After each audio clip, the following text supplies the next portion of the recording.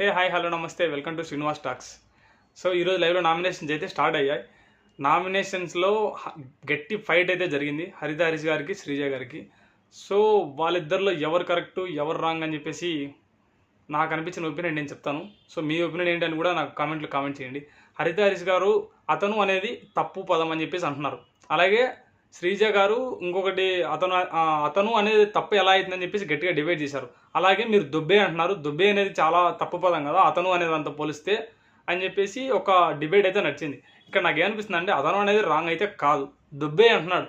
దుబ్బే అనేది ఎవరన్నా వాళ్ళకు ఉండే లీనియన్స్ని బట్టి ఆ వర్డ్ యూజ్ చేస్తే రాంగ్ కాదు.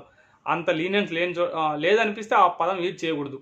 అలాంటిది హరిత హరీష్ గారు స్లిప్ అయ్యారేమో అని చెప్పేసి నాకైతే అనిపించింది వాళ్ళిద్దరు జరిగిన కన్వర్జేషన్స్లో. అలాగే నామినేషన్స్లో కూడా కొంచెం ట్విస్ట్ అయితే స్టార్ట్ అయింది. అంటే ముందు ఒకరికొకరు ఎదురుగానే ఉండేసి వాళ్ళ నామినేషన్స్ అయితే అలా జరిగేవి కదా, ఇప్పుడు అలా కాదు. ఇప్పుడు జరిగిన నామినేషన్స్లో ఎలా ట్విస్ట్ పెట్టారంటే ఓనర్స్ నుంచి టెనెంట్స్గా చేంజ్ అయిన వాళ్ళందరినీ ఒక నలుగురిని నామినేషన్ చేసి ఇంకా వీళ్ళలో ఒకరిని నామినేట్ చేయాలని చెప్పేసి బిగ్ బాస్ అయితే గేమ్ పెట్టేశాడు. వాళ్ళందరినీ ఒక రూమ్లో పెట్టేసి ఆ రూమ్లో వాళ్ళందరూ డిసైడ్ అయ్యి నలుగురు నామినేషన్ చేసిన వాళ్ళ బోర్డ్స్ని అయితే అక్కడ ఫిక్స్ చేయమని చెప్పేసి చెప్తాడు. అక్కడ ట్విస్ట్ ఏంటంటే అది లోపల వాళ్ళు ఎవరైతే డిస్కస్ చేస్తున్నారో అదంతా బయట వీళ్ళు మానిటర్లో చూస్తూ ఉంటారు. ఆ మ్యాటరు ఈ టెనెంట్స్కి అయితే ఎవరికి తెలియదు. మన వాళ్ళు ఒకరికొకరు డిబేట్ చేసుకుంటూ నేమ్స్ అయితే నలుగురు ఫైనల్గా డిసైడ్ చేసి ఒక నలుగురు పేర్లు అయితే చెప్పేస్తారు. సో ఫైనల్గా వాళ్ళలో ఒకరిని నామినేషన్ చేసుకుంటారు కదా, ఆ నామినేషన్ చేస్తే హరీష్ గారిని అయితే నామినేట్ చేస్తారు. ఇంకొక మ్యాటర్ ట్విస్ట్ ఏంటంటే ఇక్కడ లోపల జరిగే ఫైట్స్ ఏమో కానీ వాళ్ళు ఫైట్స్ జరుగుతుంటే బయట సంజన గారు మటుకు వేరే లెవెల్, అసలు మామూలుగా ఎంజాయ్ చేయరు. మా ఫీల్ అయితే పీక్స్లో ఉంటుంది. అప్పుడు చూసే వాళ్ళకి ఆడియన్స్కి అయితే మటుకు ఏమనిపిస్తుంది అంటే మామూలుగా అనిపించదు, అసలు చాలా హ్యాపీ ఫీల్ అనిపిస్తుంది. ఎందుకంటే కొంచెం ఎంటర్టైన్మెంట్లా అనిపిస్తుంది చూసే వాళ్ళకైతే.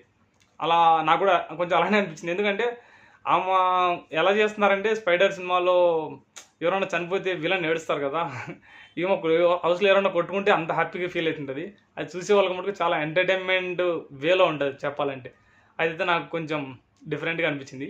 సో ఆమె మీద మీ ఒపీనియన్ ఏంటంటారు? ప్రతిసారి కొట్లాడుకున్నప్పుడల్లా ఇలా ఎంజాయ్ చేస్తుంది కదా, సో మీ ఒపీనియన్ ఏంటి అని చెప్పేసి నాకు కామెంట్లో కామెంట్ చేయండి. అలాగే ఇంకో మ్యాటర్ ఏంటంటే నామినేషన్స్ అంతా అయిపోయి ఫుడ్ అయితే వస్తుందండి. ఫుడ్ వచ్చినప్పుడు అంటే టెనెంట్స్కి బయట నుంచి ప్రతిసారి ఫుడ్ వస్తుంది కదా, చేసేది కాకుండా చేంజ్ అయింది కాబట్టి. సో అలా వీళ్ళకి కూడా ఫుడ్ వస్తే వీళ్ళు ఏం చేస్తారంటే అందరూ తింటూ ఉంటారు. హరీష్ గారు కొంచెం హట్ అయి ఉంటారు. అంటే ఆయన ప్రతిసారి హట్ అవుతున్నాడో ఏంటో అది పక్కన పెడితే హట్ అయి ఉంటాడు.